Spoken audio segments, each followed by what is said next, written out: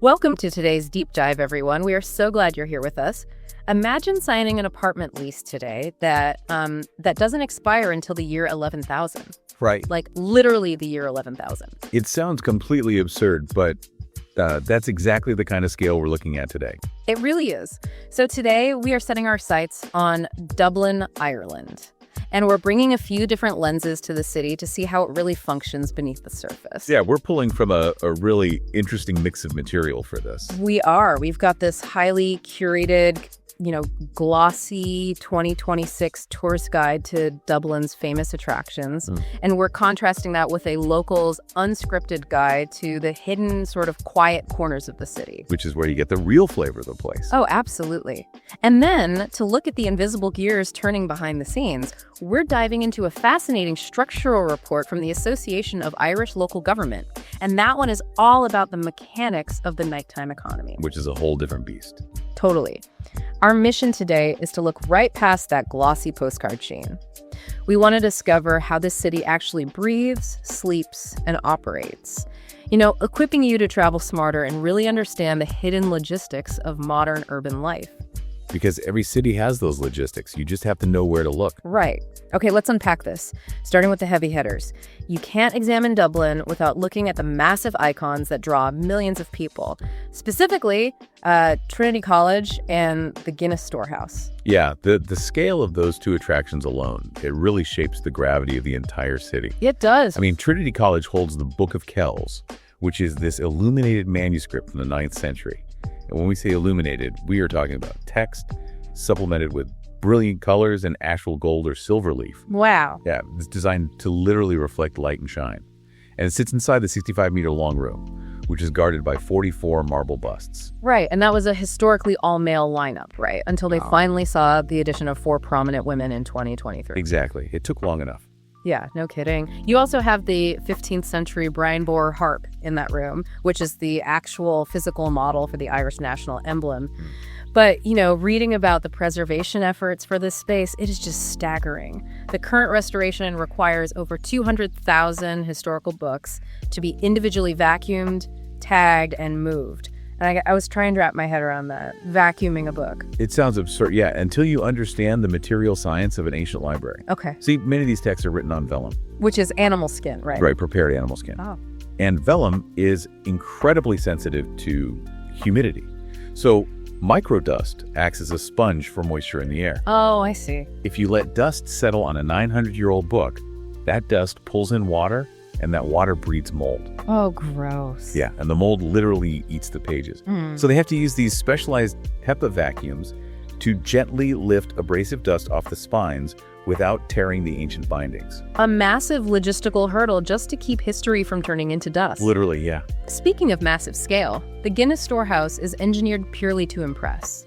The building itself was constructed in 1904 using a Chicago-style steel frame. Which was revolutionary for the area. Yeah. Rather than relying on thick, heavy masonry walls to hold the roof up, the load is carried by an internal steel skeleton.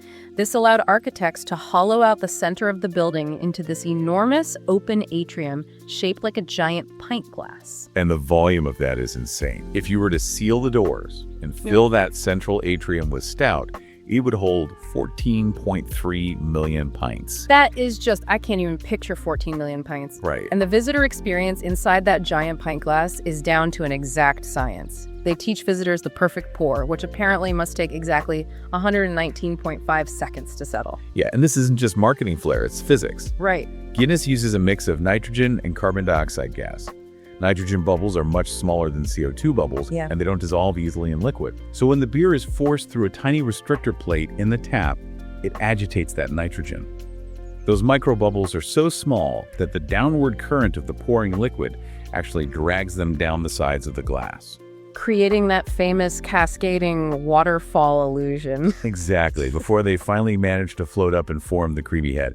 That fluid dynamic process takes just under 2 minutes. It is brilliant engineering, but the detail that overshadows all of it is Arthur Guinness's lease. Back in 1759, he signed a lease on the St. James's Gate brewery site for 9,000 years at a fixed rate of £45 a year.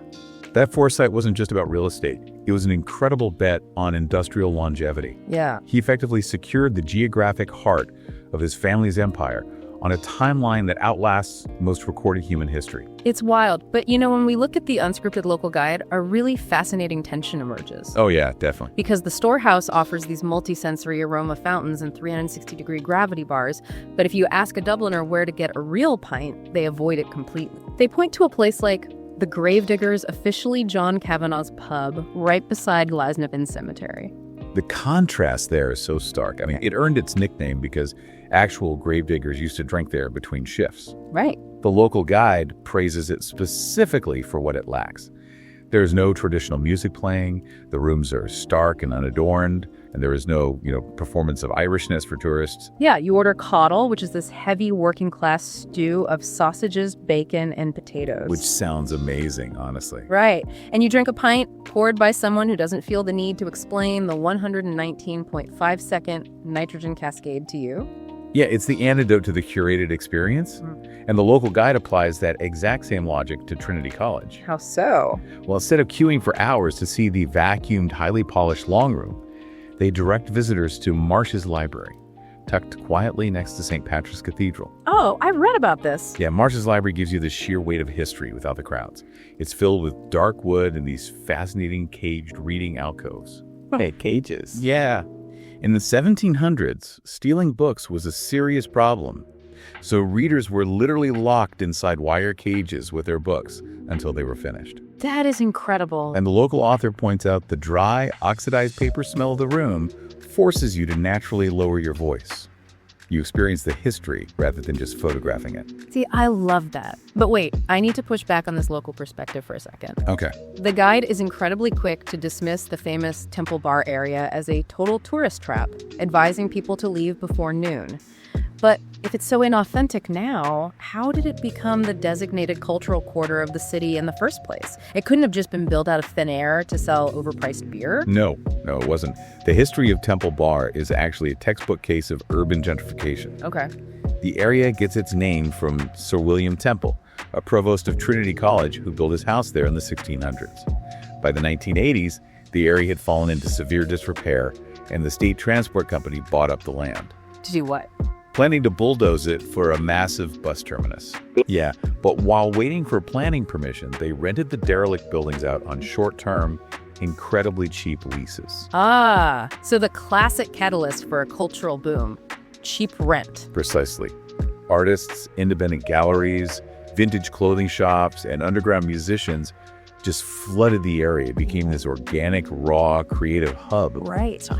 In the 1990s, the government realized the cultural value of what had accidentally formed and officially designated it a cultural quarter, canceling the bus station. Oh, nice. But that official designation brought investment, which brought higher rents, which pushed out the original artists and replaced them with high-volume commercial pubs catering to bachelor parties. Ah. So it became a victim of its own success. So the polished sheen we see today was built over a much grittier, organic reality. Exactly. And that tension between polished monuments and gritty reality applies heavily to how Dublin remembers its own history. Oh, for sure. You see it physically carved into the architecture. Take the General Post Office, the GPO, on O'Connell Street. It served as the headquarters for the 1916 Easter Rising. And during that rebellion, British artillery continuously shelled the building, completely incinerating the interior. But the facade survived. Yeah, the neoclassical facade, those heavy Greek-style stone columns, they managed to survive the fire and the bombardment. Which is wild because you can walk right up to those massive stone pillars today on a busy street and put your fingers into the bullet holes from 1916. Yeah. It's a surreal collision of modern city life and violent history. You find the same thing just down the road at Dublin Castle, which was the stronghold of British rule in Ireland for 700 years. Right. It's full of these cinematic mysteries, like the theft of the Irish crown jewels in 1907, which remains completely unsolved to this day. And if we connect this to the bigger picture, if you go deeper into the castle's history, you encounter the dungeon. This part was dark. The conditions there in the 1500s would have been abysmal. Damp, freezing, entirely devoid of light. That's where Margaret Ball, the former Lady Mayors of Dublin, was imprisoned in the 1580s simply because she refused to renounce her Catholic faith. Wow. Yeah, she spent over 3 years in that darkness and ultimately died there. The most brutal detail of that story is that the person who ordered her imprisonment was her own son, Walter. I know, it's awful. When she died, she left her entire fortune to him. Yeah. The local guide uses this to joke that Irish mammies really are the best mammies. You lock them in a dungeon and they still leave you their money. It is a profoundly dark piece of history. But you find these intense, deeply human moments scattered everywhere. Yeah. Like inside St. Patrick's Cathedral, there's a 15th century wooden door known as the Door of Reconciliation. Yeah. Two powerful families, the Ormonds and the Kildares, were locked in a bitter, violent feud. The Ormonds took refuge inside the cathedral chapter house. And to prove his peaceful intentions, the Earl of Kildare literally hacked a hole through the center of this heavy wooden door with his spear, risking getting his arms severed on the other side. He thrust his arm through the jagged hole to shake hands with his enemy. That is so bold. Yeah, they called it truce. This physical act of risking a limb for peace is the literal origin of the phrase, to chance your arm. It's incredible when language is anchored to a physical object you can still walk up and touch. It really is. But there is a danger with grand monuments like cathedrals and castles. They tend to overshadow the reality of the everyday people who built the city. Definitely. This is why our local source points visitors away from the castles and towards 14 Henrietta Street. Henrietta Street is a brilliant architectural deception. What do you mean? From the outside, it looks like a row of pristine Georgian mansions built for the ultra-wealthy. But inside number 14, the museum strips away the grandeur to reveal the reality of Dublin's tenement life. Right, because when the wealthy abandoned the city center in the 19th century, landlords bought these mansions and chopped the grand ballrooms into tiny, unventilated rooms. Yeah. Cramming entire families into a single space. You'd have 100 people living in one house, sharing a single cold water tap in the yard. It's just unfathomable today.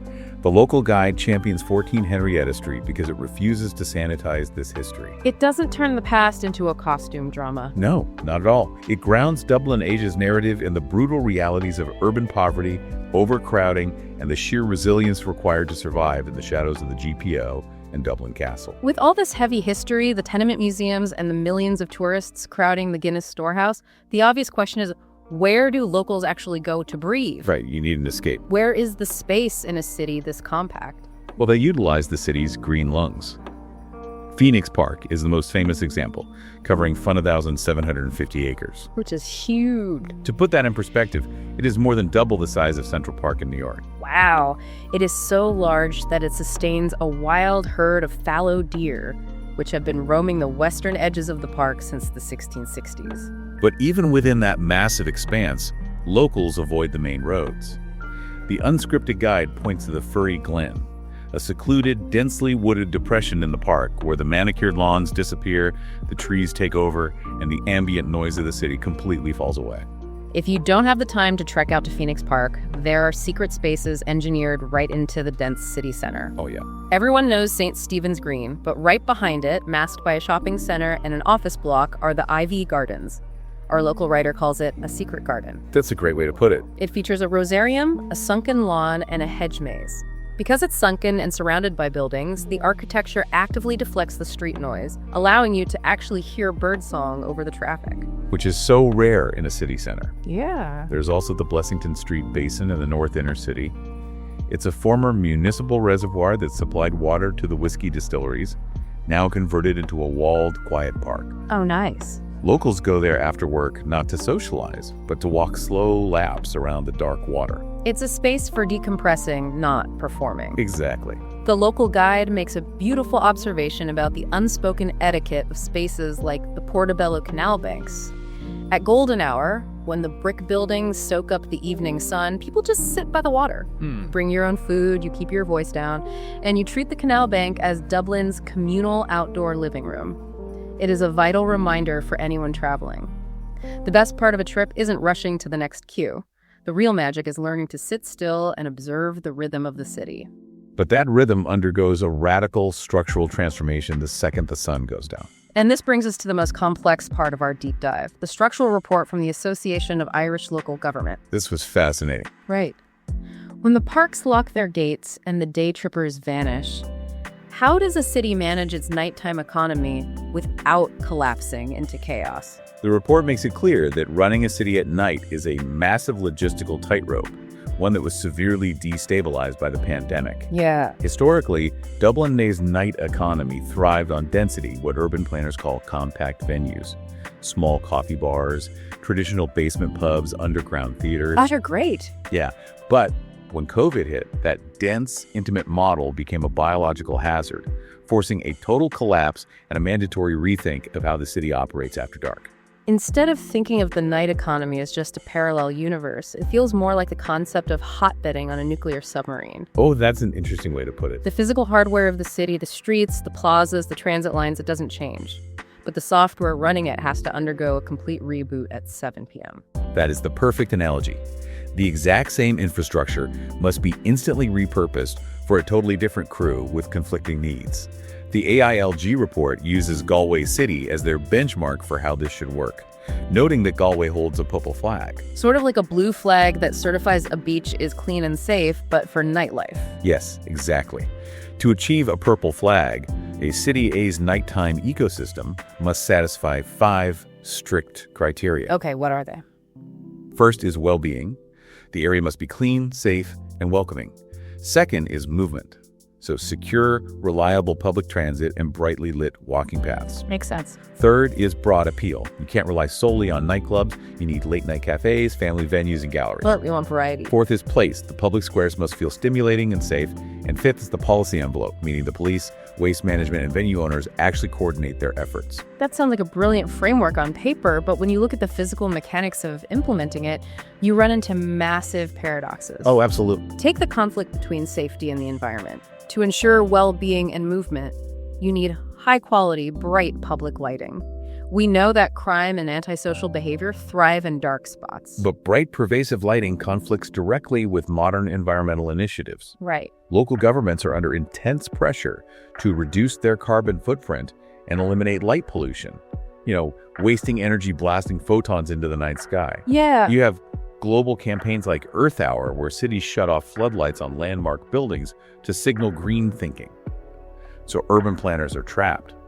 Do you flood the streets with light to prevent crime, or do you dim the city to save energy? And safety is not a hypothetical variable, especially for women navigating the city. No, it's not. The AILG report highlights a chilling statistic.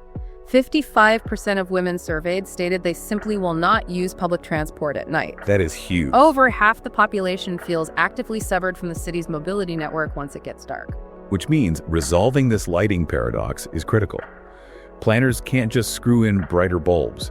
They have to fundamentally redesign the streetscape. How do they do that? They are utilizing smart technology like LED sensor lighting that tracks thermal movement, creating temporary bubbles of light that follow pedestrians as they walk, and dimming when the street is empty. That is so smart. It is. Yeah. They also have to redesign street furniture benches, bins, signage to ensure they don't cast heavy shadows that create blind spots. I'm struggling to understand how a local council actually legislates the conflict between vibrancy and sleep, though. That's a tough one. Because the government is pushing a town center first initiative, trying to convince people to move out of the suburbs and actually live in the heart of the city to revitalize the daytime economy. Yeah. But they also want a booming purple flag nighttime economy. If you put residents and a thriving cultural scene on the exact same street, they are going to collide. And they collide violently over acoustics. Right. See, during the day, the city has a high ambient noise floor. Traffic, construction, humming air conditioners. This background hum masks the sound of human voices.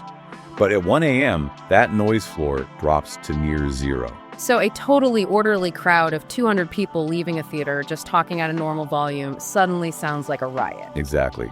The sound waves bounce off the hard concrete and glass facades directly into the bedroom windows of the residents the government just convinced to move downtown. Oh, man. So the residents immediately call their local councilor to complain about the noise, demanding the venues be shut down or heavily restricted.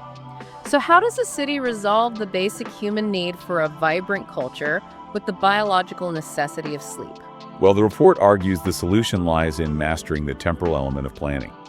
Local authorities control the licensing, the street cleansing schedules, and the public lighting. Okay. They have to dictate not just what is built, but when it operates.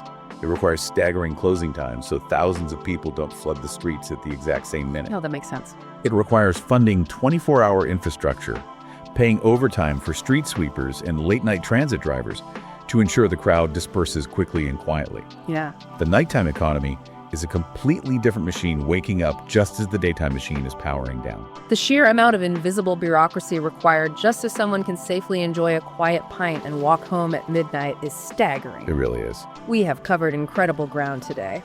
We started with Arthur Guinness leveraging an 11,000-year timeline, traced the bullet holes in the GPO, explored the brutal reality of tenement living, sat quietly on the Portobello Canal banks, and finally navigated the logistical paradox of illuminating the night. It reveals that a city is never a single, static entity.